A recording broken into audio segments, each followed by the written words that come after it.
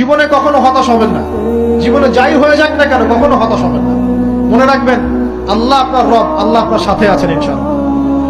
এই সমাজ আপনাকে যেভাবে শেখায়, কিভাবে শেখায়, এই যে স্কুল, কলেজ, ইউনিভার্সিটি, চাকরি, বিয়ে, সন্তান প্রতিপালন, আর তারপর ইন্না লিল্লাহি ওয়া ইন্না ইলাইহি রাজিউন, এই তো শেখায় নাকি?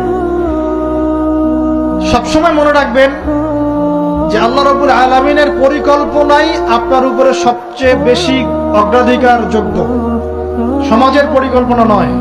পরিবার আপনাকে চাপ দিচ্ছে, চাকরি পাস না, পড়াশোনা করিস না, পড়াশোনায় কেন তুই 80 নাম্বার পাইলি না, কেন চান্স পেলি না, কবে চাকরি পাবি, কবে আমাদেরকে দেখবি, খাওয়াবি, পড়াবি, এই যে চাপগুলো চারপাশ থেকে আসে কিনা? এতে করে অনেক যুবক দেখা যায় মাদকাসক্ত হয়, অনেকে দেখা যায় আত্মহত্যা করছে, ইদানিং করছে কিনা ভাই? এই শব্দটা থেকে আমি এই পয়েন্টটা আজকে লিখেছিলাম যে ভুলেও আল্লাহর প্রতি বিশ্বাস এবং তাওয়াক্কুল